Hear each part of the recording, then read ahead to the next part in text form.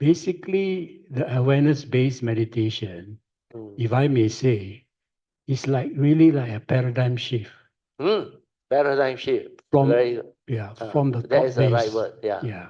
thought-based meditation, Mm. and it sort of bring us to another, if I may use your quote, is almighty nature rolling by. Yeah. That one is a very good advice from my teacher, Achayantra. Because the whole of existential is nature's law operating. That's why I say everything is just the way it is. Because mighty nature rolling by. You cannot interfere. Yeah. Maybe I want to share some experience I have. Oh, sadhu. I think probably about 7 years ago, Mm, I was practicing Tai Chi mm, until quite intense. mm. And suddenly, I'm basically short-sighted. So when I Oh, practice Tai Chi, I took up my spec. uh-huh. And as I go on, everything becomes very, very bright, very, Oh, very clear. sadhu. Huh. And then suddenly, there's a sense that my body is merging with the environment. Environment, the But oneness my mind nature. is still there. Yeah, sadhu. It's a very instant thing. Yeah. That moment the awareness will be aware of that you are in the oneness, but the thought is still there. So it's like a oneness. Yeah. You are one with the whole nature.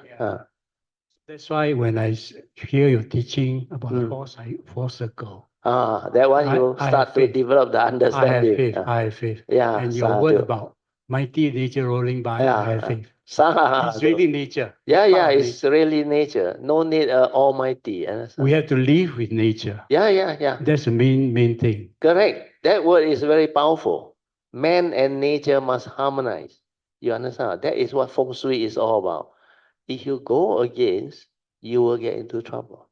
So man and nature, you are actually together one. Without nature, man or living being cannot exist.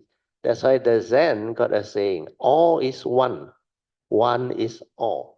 The whole universe is what it is today is because of each and every one of us or individual. If without you all, the universe will not be what it is today. Why?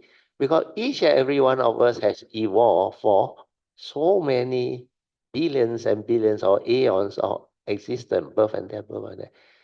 Although your life may not be significant, but without that, the world will not be what it is today. You understand? Well, every life you come, all your action, speech, and thought process, they trigger off the chain of dependent origination as well. So once they take one out, the universe will not be what it is today already. So now you understand why the Zen say, one is all is one. Well, without any of the one, this totality cannot be what it is. So that is the understanding. So man and nature must harmonize. Very good. Sadhu. That takes me to your teaching on the right view. So when you say about right view, you have the order of the karma, which strikes me very deep in. Because in the Theravada teaching, yes, there is, but it didn't sort of bring that much emphasis. It didn't explain so deeply how it operates, the law of karma. You reap what you sow. Do good begets good, do evil. Where people just rattle it out. Just like the first number two, life is suffering. They don't go in already. They eat reality or they don't teach you already. They mention in the text, but no explanation, no elaboration on how to develop the initial wisdom out of it. Then the second turning wisdom, then the third turning wisdom. Very good. In the Theravada, as far as I know, when they talk about right view, they always tell you is Four Noble Truths. Yeah, correct. Dependent origination. Yeah. Five aggregates, but very little say about karma. Yeah. So I think your teaching is, or your sharing is very extensive because it covers the whole loop. Yeah. The whole loop is covered. Yeah. The whole of life. That's why I say when I saw the Four Noble Truths first time in 1973, I said no need to search it. Nobody in this universe 2,000 over years ago can come out with that understanding to summarize all of life. mundane and supramundane, into just Four Noble Truths. Even I said that time, even if I had the enlightenment of what the Buddha had realized, I cannot summarize all the understanding into Four Noble Truths. Well, it involves so much understanding, but yet he can do it because he is a Sammasa Buddha. Very good. And right view is the first path factor. which is very key to our the whole cultivation of correct, Noble Eightfold Path. Well, when your view is wrong, all the other path factor collapse. Your thought will be wrong. Your action, speech, livelihood will be wrong. Then all your effort go to the wrong direction because you don't have the right view. That's why the Buddha is very wise. All the essential Dhamma that he actually taught, he phrased it in the correct order. Even the 5 spiritual faculty. He says Saddha first. Without Saddha, Virya cannot come. Then without Virya to push you, you won't cultivate Sati. Then if Sati doesn't stabilize, Samadhi cannot arise. Without Sati, Samadhi, wisdom cannot arise. That's why the order is very clear. The Avijja Sutta also, the 10 step, the order is very clear. And he never contradicts himself. Yeah, Avijja Sutta, I think in the last closing paragraph of the sutta, the Buddha described, if you go through the whole thing, it's just like the water from the mountain flowing down to fill up all your rivers. Correct. So it's basically explaining to you the nature. The whole nature has to go on this. Yeah. This is the way nature operates. So when you understand the flow. Then when you understand the flow, you know how to reverse it. How you fall, like the 4 circle formation. That is how you come back.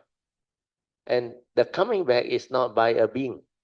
It's by the form and mind that is law, developing the wisdom through the awareness nature to realize itself and cease. If that one don't cease, you cannot return. Understand? So that one cease, there is nobody to return. But the cessation automatically brings the cultivator that is together with the 5 aggregate of form and mind back to realize the unconditioned. So when it goes into the unconditioned, which is Nibbana, inside there is the unconditioned. That's why you cannot talk about it, you cannot describe, and you cannot try to explain in words. Well, this state is the unconditioned. No word can actually describe it. Like the Tao. Whatever that can be talked about, speak about, or discussed is not the true Tao. Tao ke Tao, Fei Chang Tao. And all this become very clear. Well, the Tao is not something that you can describe or talk about. Whatever that can be described and talked about is not the true Tao. Where is the unconditioned? It's the totality, the oneness, the source. No word one. That one is just that original nature, that nature itself. Very good. Sadhu. Yeah, I like your explanation of conditioned Dhamma and unconditioned. That one also very powerful.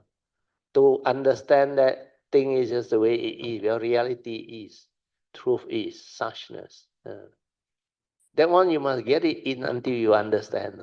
Then you won't try to go back to the old way, wanting things your way. That one is the egoic mind one. Where you feel that what happened is not good for you. That's why there is this selfishness. So you want things to be otherwise, like Sui said, should have not. Or all the craving that you want. Then you say, why like that? Why me? So this thing, if it has not have happened, then I would have, it's all not a reality. You talk about it for what? It's like the saying, Chui Gong, Kaki Song, understand? Because it will not help you, understand? Like you praise yourself, oh, I'm so good, so good. You say all this, Holo Kaki Song, understand?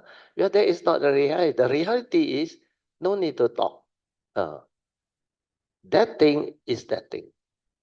That's how we understand it. Then the cultivator of the way will see it very clearly.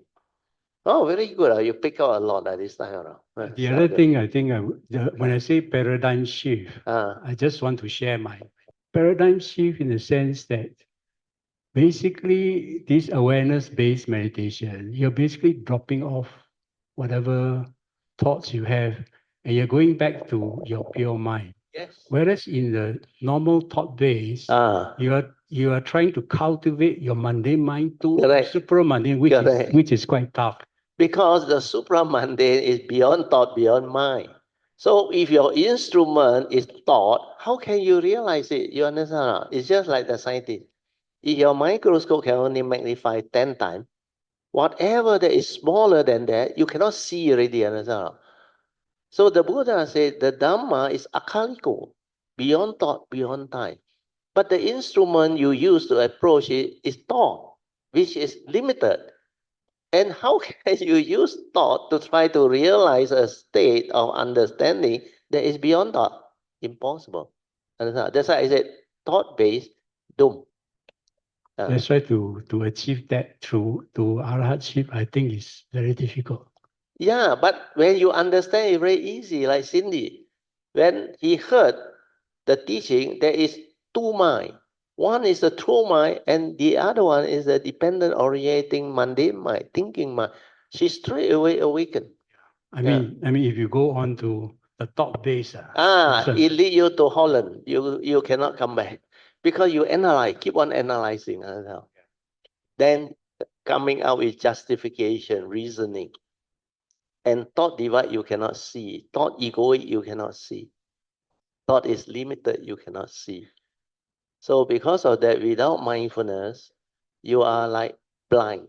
That's why the Buddha said, heedfulness is the path to the deathless. The heedless are as if dead. Very true. Well, without mindfulness, how can you be heedful? If you are not heedful, you are as if dead. Spiritually, you don't stand a chance. Good.